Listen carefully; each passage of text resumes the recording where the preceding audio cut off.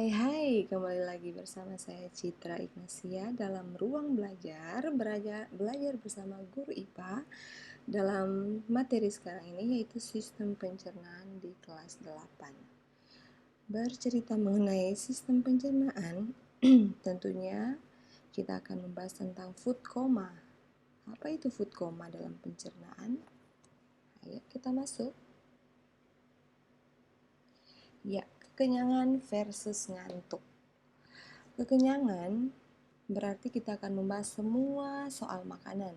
Iya, pasti tahu juga ya, dan pasti pernah mengikuti mengenai food vlogger, di mana mereka menunjukkan makanan-makanan yang begitu banyak, yang begitu enak-enak.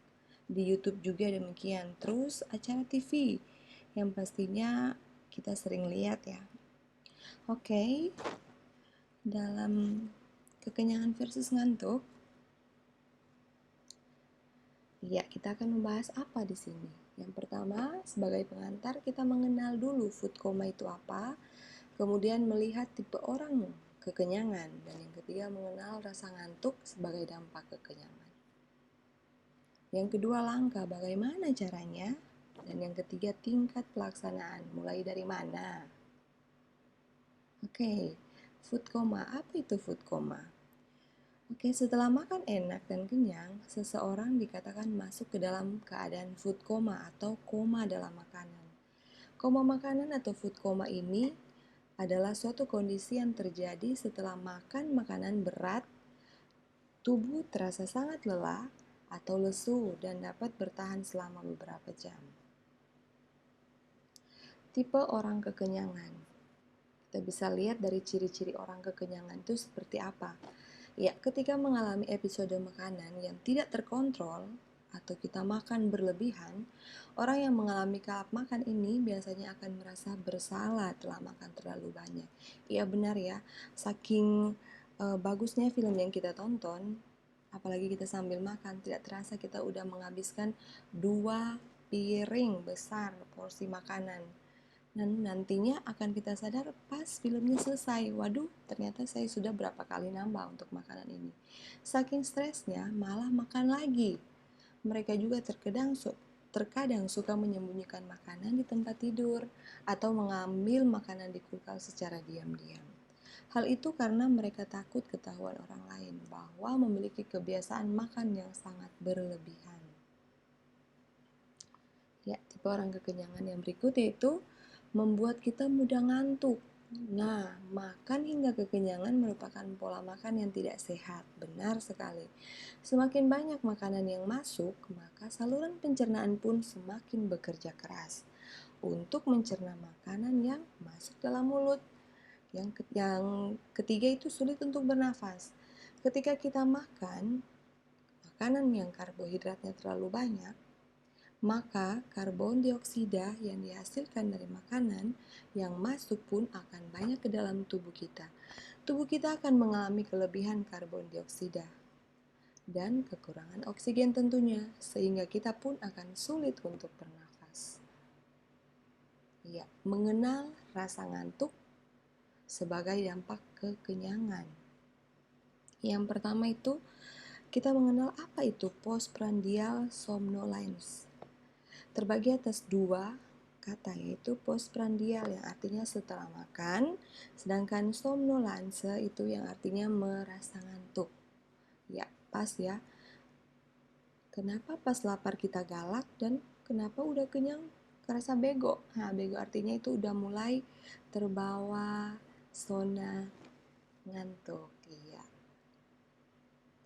Yang pertama, makanan mengandung triptofan. Yang dimaksud dengan triptofan itu senyawa yang bertugas membuat kita ngantuk.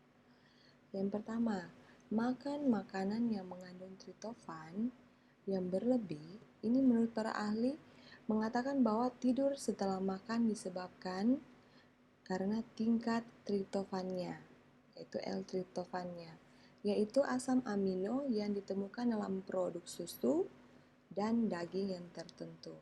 Ketika asam amino dikonsumsi bersama dengan karbohidrat seperti nasi atau kentang, maka akan meningkatkan produksi serotin. Apa itu serotin? Ya, serotin itu adalah hormon yang membuat kamu senang. Nah, saking banyaknya kita makan makanan yang mengandung karbohidrat, contohnya kita suka makan uh, apa? Makanan yang enak-enak yang mengandung karbohidrat, nasi uduk, kentang french fry sambil nonton. Tidak tahunya kita sudah makan yang berlebihan. Kenapa kita makan berlebihan? Karena apa? Karena asam amino yang ditemukan dalam makanan yang kita konsumsi itu membuat adanya hormon serotin. Apa itu hormon serotin? Hormon yang membuat kita senang. Jadi sementara makan kita itu merasa happy. Tak terasa sudah 2 piring sudah kita habisin. Nah, serotin adalah neurotransmitter dan ketika dilepaskan dalam makanan ini, kamu cenderung merasa lebih rileks dan tentunya malas. Iya, karena saking senangnya kita menikmati makanan, menikmati film yang kita tonton, 2-3 piring sudah kita habiskan. Senyawa yang bertugas membuat kita ngantuk ini, yaitu ketika triptofan masuk ke otak, triptofan akan berubah menjadi serotin. Ya, serotin yang tadi, hormon yang membuat kita happy. Lalu, dari serotin tersebut menjadi melatonin, yaitu hormon ini yang membuat kita ngantuk. Iya, dari rasa senang, serotonin menjadi melatonin, yaitu merasa kita mulai terbawa ke perasaan senang dan mulai ngantuk. Udah senang, plus ngantuk, plus glukosa yang dihasilkan dari makanan bisa menutupi sel otak kita.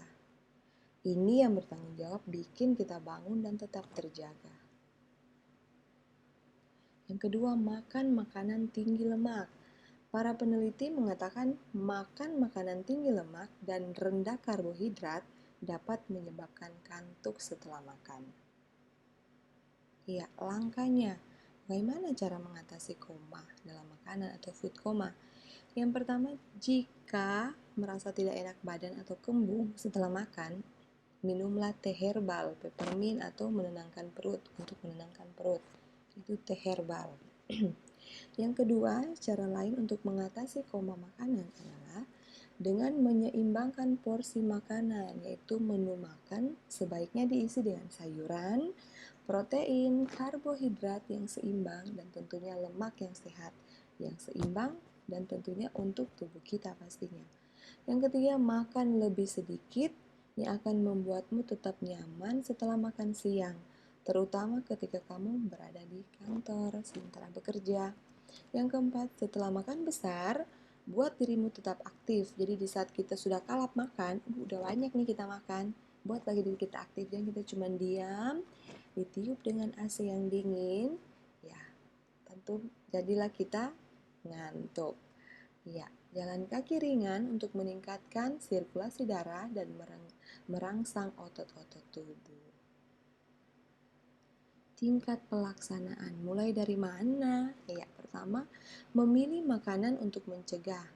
Sumber insulin dalam penyerapan glukosa ini adalah makanan yang berkarbohidrat. Jadi, untuk makanan berkarbohidrat tinggi akan lebih berpotensi membuat kita ngantuk. Iya. Perhatikan porsi makanan, jangan berlebihan. Makanlah dengan pelan dan jangan terburu-buru. Hal ini supaya hormon tubuh kita punya waktu untuk kembali seimbang. Oke, sampai di sini semoga bisa bermanfaat, terlebih khusus untuk anak-anak didik kita, siswa-siswi yang ada di kelas 8. Terima kasih, salam edukasi.